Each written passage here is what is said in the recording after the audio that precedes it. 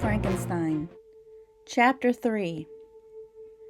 The wonder of life had always interested me, not just in humans, but in animals as well.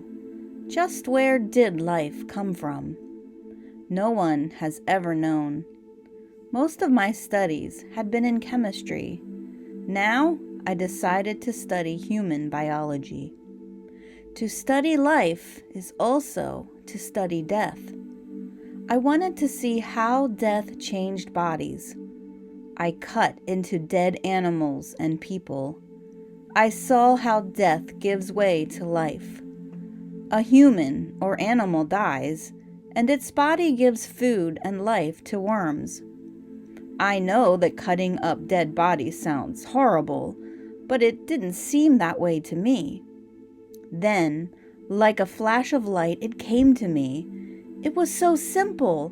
Why hadn't anyone seen it before? I knew that I had come upon the secret of life. I knew that I could make things come to life. I can see from your face that you would like to know this secret too. But that cannot be. I cannot tell. If you hear my story to its end, you will see why. I tell you this.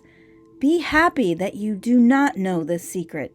It's much better not to know. When I found I could really create life, I had to stop to think. Should I start with simple animals? And if so, which ones? At first, I didn't think that I should try to make an animal like myself, a man. It would be too hard. But then I thought about how things were changing in science all the time. New discoveries were being made every day. I was sure that if I had problems, I would find answers. I had to succeed. I knew I would. For a month, I gathered my things together. Then I began. What was I thinking at this time, you may ask? Was I like a man who had lost his mind? No, my friend, far from it. I was going to create a new kind of man. This man would love me more than a son loves his father. I also thought that if I could make lifeless parts live, maybe I could bring the dead back to life. These thoughts kept me going. I shake when I think of the things I did. I robbed graves and cut up the dead bodies. I can still see all those staring dead eyes. I stole bones and organs. The horror of it stays with me, even today. My work became everything to me. I didn't write to my family, and I never went out with friends. I ate very little and began to lose weight. My eyes grew deep set in my face. Most of the time I didn't wash. I worked in a secret room at the top of my house near the university. At times, what I was doing made me sick.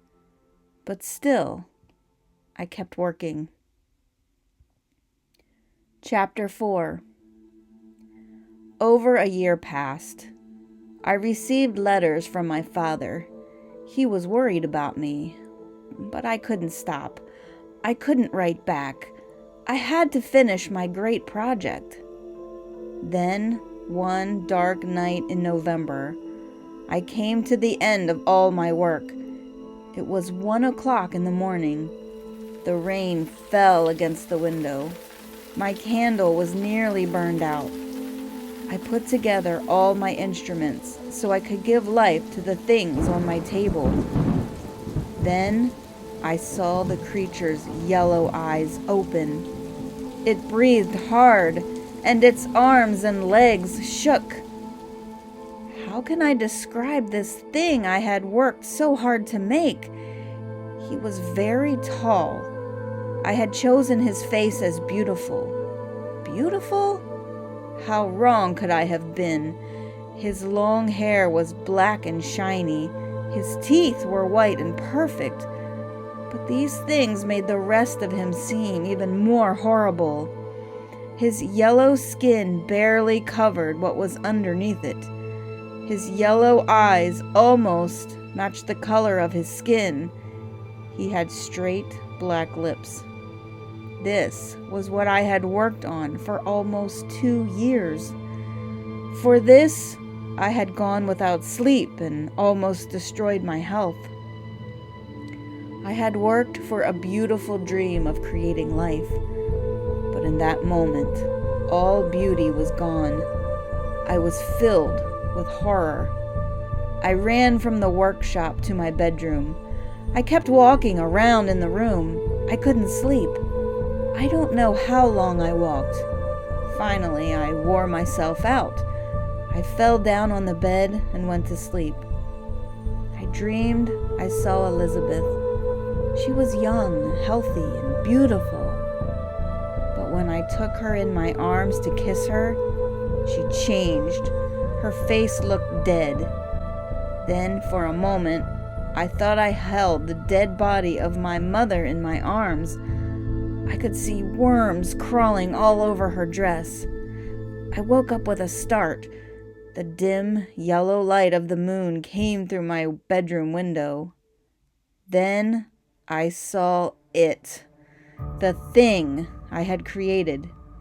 He lifted my bed covers. His yellow eyes looked straight at me.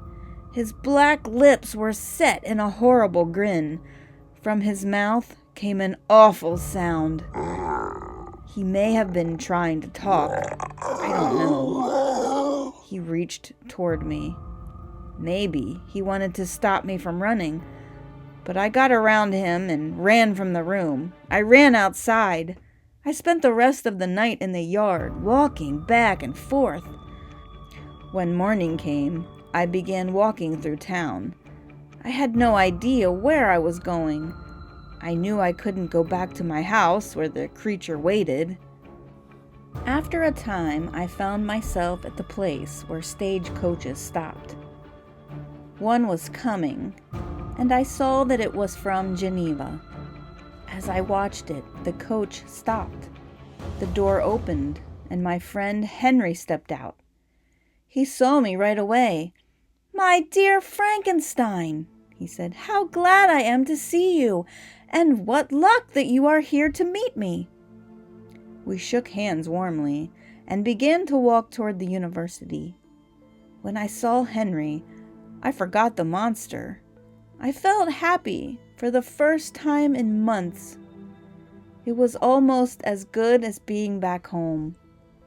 I thought of my father, my brothers, and dear Elizabeth. But what was Henry doing here? I asked him. "You don't know how hard it was," Henry said. "I finally talked my father into letting me go to the university here. He will pay all my costs. We'll be schoolmates, Victor." He looked at me warmly. Then his face changed. "But how sick you look, Victor," he said. "I was going to yell at you for not writing. Your father and Elizabeth are worried about you, but you look as if you haven't slept in days." "You're right, Henry," I said, "but it isn't sickness. I have been working very hard. I haven't been taking care of myself. But now that work is over." Of course, I didn't dare talk about my work. I didn't want anyone to know about it. Suddenly, I saw where we had walked.